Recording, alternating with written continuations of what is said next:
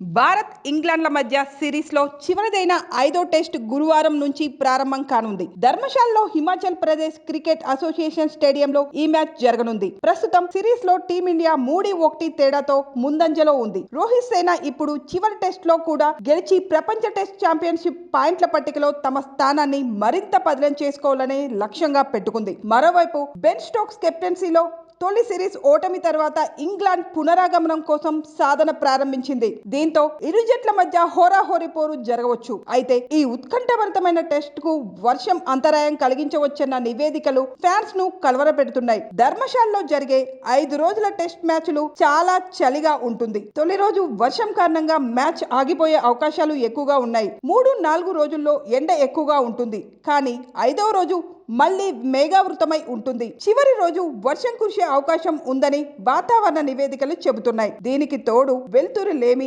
ఆటకి అడ్డంకిగా మారవచ్చు. టీ తర్వాత ఫ్లడ్ లైట్లను ఉపయోగించే అవకాశం ఉంది. ఇక ధర్మశాల వాతావరణం ఆటగాళ్లకు కొంత ఇబ్బంది కలిగించే అవకాశం ఉంది. వాతావరణాన్ని పరిగణలోకి తీసుకుంటే టాస్ గెలిచిన జట్టుకు ముందుగా బౌలింగ్ చేయడం ఉత్తమ ఎంపిక. పిచ్ ఫాస్ట్ బౌలర్లకు బాగా అనుకూలించవచ్చు అని తెలుస్తుంది. రాంచీ టెస్ట్ లో విశ్రాంతి తీసుకున్న జస్ప్రీత్ బుమ్రా 5వ టెస్ట్ లో తిరిగి ప్లేయింగ్ 11 లోకి రానున్నారు. ధర్మశాలలో పరిస్థితిని బట్టి రోహిత్ శర్మ నేతృత్వంలోని జట్టు మహమ్మద్ సిరాజ్, ఆకాష్ దీప్, బుమ్రా రూపంలో 3 పేసర్లను రంగంలోకి దింపొచ్చు. భారత్ బ్యాటింగ్ విషయానికి వస్తే రజత్ పాటీదార్ ఇప్పటి వరకు టెస్ట్ క్రికెట్ లో నిరూపించుకోలేకపోయినప్పటికీ ప్లేయింగ్ 11 లో చోటు దక్కించుకునే అవకాశం ఉంది. అలాగే దేవదత్ పడిక్కల్ కూడా ఆడతాడని అంటున్నారు. మరోవైపు రవిచంద్రన్ అశ్విన్ ధర్మశాలలో తన 100వ టెస్ట్ మ్యాచ్ ఆడనున్నాడు.